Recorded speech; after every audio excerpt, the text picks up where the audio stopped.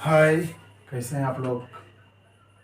आशा करते हैं कि ठीक होंगे। चलिए आज हम बात करेंगे जो है दो चर वाले रैखिक समीकरण क्या होता है। इससे पहले हमने पढ़ा द्विघात बहुपद, उसमें एक चर होते थे। और आज पढ़ेंगे हम लोग रैखिक दो चर वाले रैखिक समीकरण युग्म। ठीक है, सबसे पहले देखेंगे दो चर वाले रैखिक समीकरण। जैसे पहले हमने पढ़ा था ए एक्स प्लस बी। ए एक्स प्लस बी यह क्या है? एक रैखिक बहुपद है। यह क्या है? एक रैखिक बहुपद। यह क्या है? एक रैखिक बहुपद है। इसमें क्यों रैखिक बहुपद? क्योंकि इसका घात क्या है? एक है। अब एक चर वाला या एक चर वाला अगर इसको समीकरण करना बनाना हो, इसको क्या करें? इसके बराबर में जीरो कर देंगे तो यह क्या हो जाएगा? एक समीकरण हो जाएगा। समीकरण हो जाएगा जिसमें ये क्या है? यह एक चर है और इसका गुणांक क्या है? ए क्या है? एक्स का गुणांक है। ये बी क्या है? एक अचर है। अचर है। इसमें हम बात सबसे पहले देख लिए कि हम ये क्या है, समीकरण से इसको बहुपद बनाने के समीकरण बनाने के लिए क्या किया? इसके बराबर में क्या किया? जीरो। वह एक्स का वह मान जो एक्स को मान रखने एक्स का वह मान हो जो इसमें रखने पर जीरो हो जाए, समीकरण को बैलेंस करने के लिए।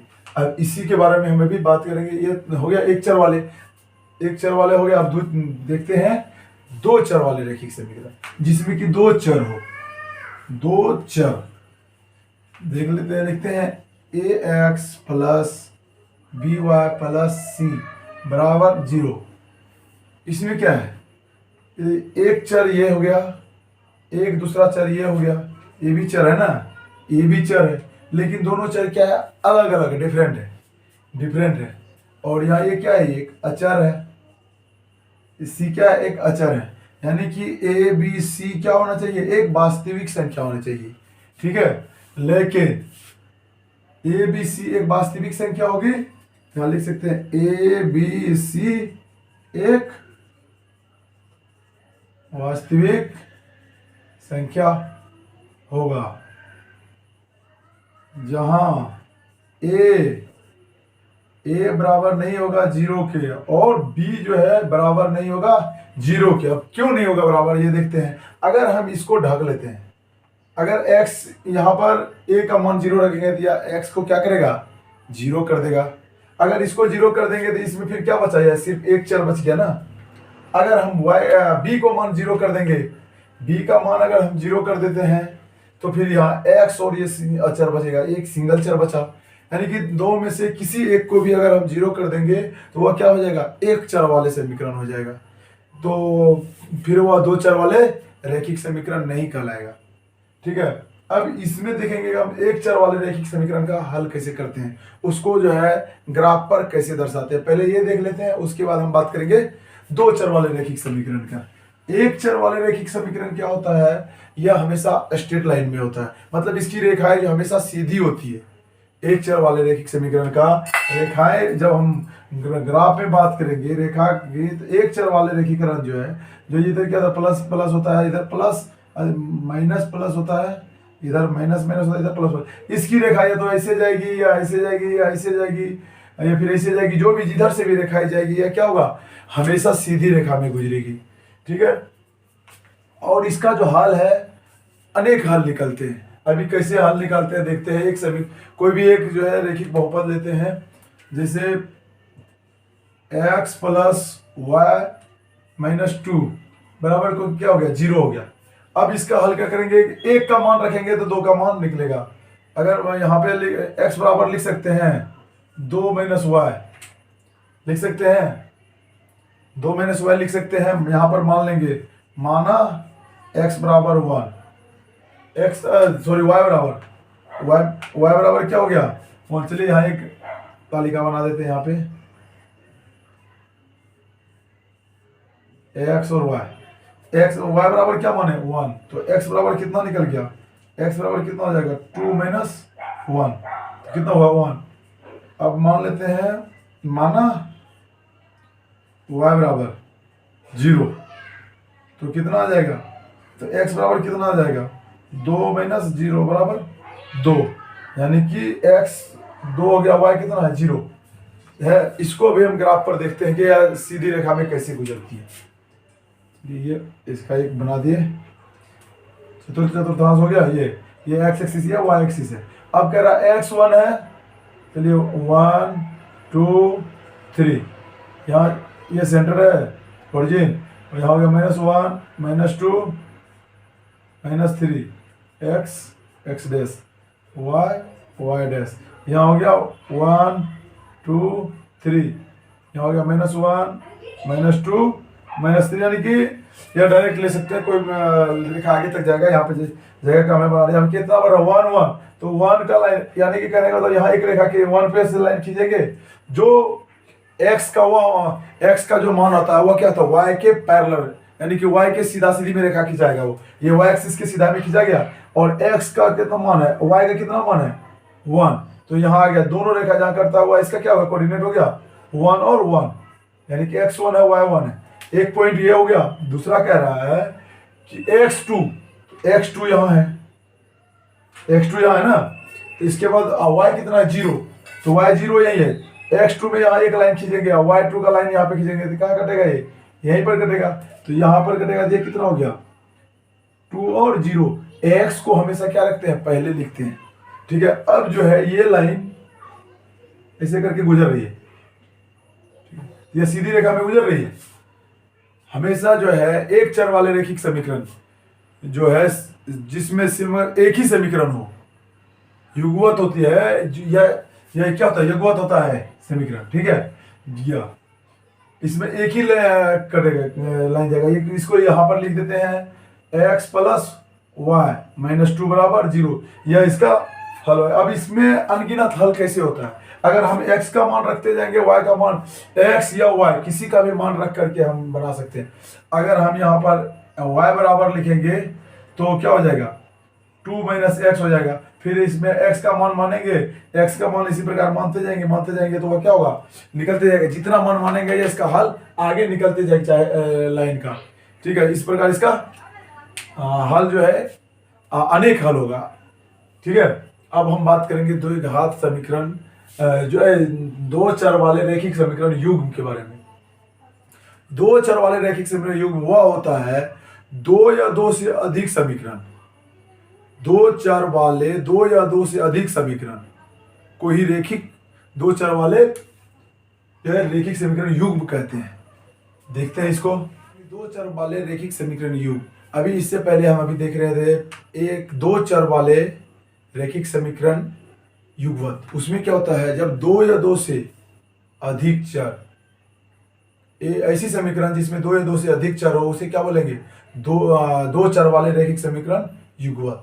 अभी इसमें कह रहा है युग्म, जब यदि दो समीकरण जिसमें दो या दो से अधिक चर, दो समीकरण दिया हो जिसमें दो या दो से अधिक चर हो, उसे क्या बोलेंगे, रैखिक समीकरण युग्म। इसी को देखते हैं, देखिए जैसे ax plus by plus c बराबर 0, यह समीकरण एक हो गया।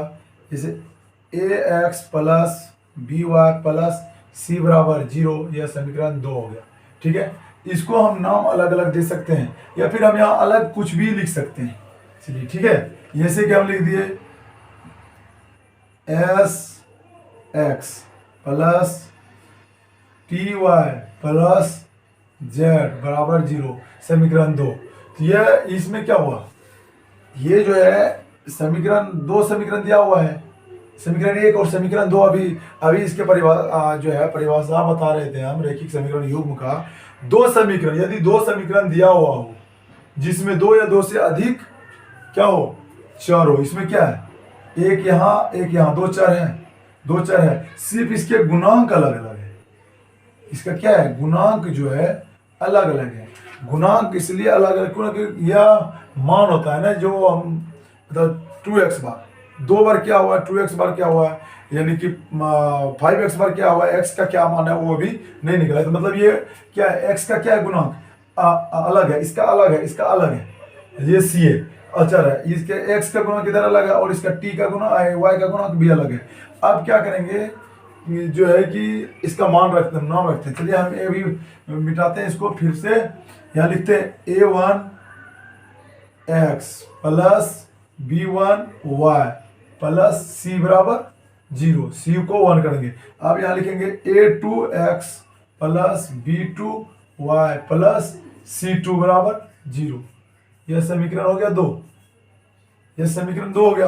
अब इसमें देखना है कि जब हम ग्राफ बनाएंगे तो उसमें भी अलग अलग क्या होगा, जो है मान निकलता है। एक संपाती होता है, एक जो है एक हल होता है, एक का अनेक हल होता है। तो देखते हैं, जैसे कि यहाँ पर a1 बटे a2, a1 बटे a2 बराबर नहीं होगा b1 बटे b2 के, ठीक है। a1 बटे a2 बराबर नहीं होगा b1 बटे b2 के। तो रेखा क्या है, वो क्या होगी, प्रतिच्छेदी रेखा। मतलब एक रेखा दूसरी रेखा को क्या करेगी, एक रेखा दूसरी रेखा को आपस में काटेगी, ठीक है। एक रेखा दूसरी रेखा को क्या काटेगी, काटेगी। वह जिस बिंदु पर काटता है वह क्या होता है, उस समीकरण का हल होता है। जब हम इसको ग्राफ कॉपी पर बनाते हैं तो एक्यूरेट मान निकलता है। अगर हम सही मान निकाल करके रखते हैं तो वह क्या करता है, एक दूसरे को जहां पर काटेगा। जैसे यह जो है कोऑर्डिनेट चतुर्थांश बना हुआ, एक रेखा इधर से गई और एक रेखा इधर से गई, यह जिस बिंदु पर काट दिया या फिर जो दूसरे जगह से गई तो वह क्या होगा, यह तो एक दूसरे को काट दिया, क्या हो गया, प्रतिच्छेदी हो गया। मतलब प्रतिच्छेदी मतलब एक के प्रति दूसरे को क्या कर रहा है, छेद कर रहा है, मतलब काट रहा है। एक के प्रति दूसरे को छेद करना, वही तो प्रतिच्छेदी है ना। यह दूसरे क्या कर रहा है, काट रहा है, मतलब यह क्या हो गया, प्रतिच्छेदी रेखा हो गया। a1 बटे a2 बराबर नहीं b1 बटे b2, तो क्या होगा, रेखा है, रेखा क्या होगी, प्रतिच्छेदी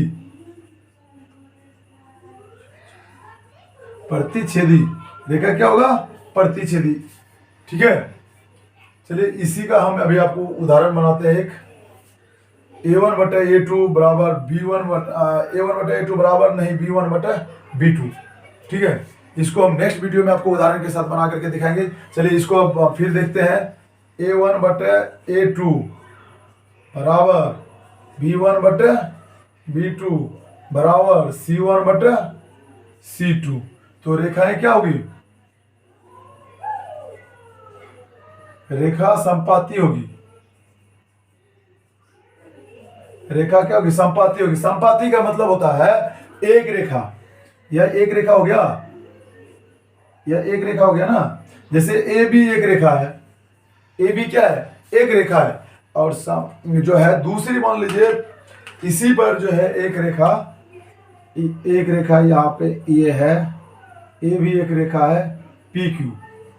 मतलब एक रेखा दूसरी रेखा के ऊपर से जब गुजरती है वह कौन सी रेखा कहलाती है, संपाती। वह संपाती रेखाएं हो जाती है। जब एक रेखा दूसरी रेखा पर की गुजरती है तो वह क्या हो जाएगी, संपाती हो जाएगी। तो जिसमें क्या होगा, a1 बटे a2 बराबर नहीं b1 बटे b2 बराबर a1 बटे a2 बराबर b1 बटे b2 बराबर c1 बटे c2 जब हो गया तो हम क्या करेंगे, रेखा संपाती हो जाएगी। जैसे अभी a1 बटे a2 में देखे थे, कोई समीकरण लिख देते इधर। इसी का एक उदाहरण इधर हम आपको दिखाते हैं। जैसे समीकरण ले लीजिए, x प्लस y प्लस 3 बराबर 0, ठीक है। यहाँ लिख देंगे 2x प्लस 2y प्लस 6 बराबर 0, ठीक है। यानी कि यहाँ 3y लिख देंगे, ठीक है। अब यहाँ a का गुणा कितना है, a1 में कितना हो जाएगा, इसका गुणा आएगा ना। अगर a इसका गुणा a1 में कितना है, 1 है, बटे कितना हो गया, इसका गुणा कितना है, 2 बराबर इसका गुणा 1 है बटे b2 3। तो ये दोनों बराबर हुआ नहीं, 1 बराबर, तो बराबर नहीं है, तो इसका क्या हो गया, रेखा है प्रतिच्छेदी हुआ। अब इसमें क्या रहा, इसका एक समीकरण ले लेते हैं, x प्लस वाई प्लस 5 बराबर 0। यहाँ ले लिए जो है 5x प्लस 5y प्लस 5 बराबर 0, ठीक है। यहाँ पे जो है 25 लिख दिए। ठीक है, आप देखते हैं A1 कितना है इसका 1/5 हो गया। इसका गुणांक लिखेंगे, x का गुणांक, y का गुणांक कितना है बराबर 1/5। यहाँ कितना है 25 है, ये तो 5/25 है बराबर 5/25। इसको काट देंगे तो 5, ये कितना हो गया 1/5 इक्वल 1/5 इक्वल 1/5। यानी क्या हुआ, ये तीनों आपस में बराबर हो रहा है। तो क्या होगा, रेखा क्या होगी समपाती, रेखा क्या हो जाएगी समपाती। इसको अभी अगले वीडियो में हम ग्राफ में बना करके दिखाएंगे कि ये कैसे समपाती होती है। चलिए अब नेक्स्ट देखते हैं। यह रेखा का पता चल गया। यह क्या करेगा, एक रेखा जब आपस में दूसरे को काटती है तो वह क्या होता है प्रतिच्छेदी होती है। संपाती क्या होता है, एक रेखा के ऊपर जब दूसरी रेखाएं होता है, ए बी मान लीजिए ये रेखाएं हैं, और इसके ऊपर अगर कोई रेखाएं हैं, इसी के ऊपर अगर कोई रेखाएं हैं पी क्यू, तो क्या हो गया, यह एक संपाती हो गया। उसके बाद देखते हैं जो है A1/A2 बराबर B1/B2 बराबर नहीं होगा C1/C2, सॉरी C1/C2। A1/A2 ठीक है, B1/B2 बराबर नहीं होगा C1/C2। तो रेखाएं क्या होगी समांतर हो जाएगी। रेखाएं क्या होगी, रेखा हो जाएगी समांतर। रेखा क्या हो जाएगी समांतर। यह रेखा कैसे होती है, जैसे ये ग्राफ बना हुआ है, तो एक रेखा अगर इधर से गुजर रही है तो दूसरी रेखा भी इसके समांतर इधर से गुजरेगी। चाहे एक रेखा पैरेलल जिधर से गुजर रही है वह रेखा उसके समांतर गुजरेगी, या फिर ऐसे है तो एक रेखा अगर इधर से गुजर रही है, एक रेखा इधर से गुजर रही है, तो ये दोनों क्या हुआ एक दूसरे के समांतर हो रहा है। या एक रेखा इधर से गुजर रही है तो दूसरी रेखा इधर से गुजरेगी, तो वह क्या होगा एक दूसरे के क्या होता है समांतर। मतलब एक रेखा सीधा जा रही है तो उसके जो है ना सामने सामने दूसरी रेखा सीधा जा रही है, तो वह क्या होगा समांतर होगा। जैसे इसका समीकरण कोई दे दिया है, ये इसका समीकरण है, उदाहरण है, और इसका भी देख लेते हैं। जैसे इसका समीकरण मान लीजिए जो है 3x है, 3x + 4y + 5, ठीक है बराबर 0 हो गया। यहाँ पे हो गया 4x + 4x + नहीं अलग लेना पड़ेगा, 4 लेंगे तो /3। यहाँ पे 6 ले लिए, 6x + 8y प्लस यहाँ मान लीजिए -5 ले लिए। ठीक है, कुछ भी ले सकते हैं, दूसरा मान भी -5 ले लेंगे बराबर 0।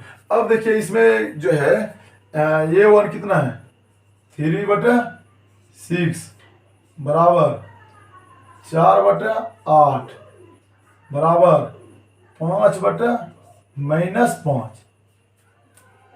देखिए यहाँ कितना हो गया 1/2 1/2 1/2 और 1/2 हो गया। यहाँ -5/5 यानी 1 हो गया, -1 हो गया, -1 हुआ ना। तो यह क्या हुआ, यह बराबर नहीं हुआ, यह बराबर नहीं हुआ। जब यह बराबर नहीं हो तो रेखाएं क्या होगी एक दूसरे के समांतर हो जाएगी।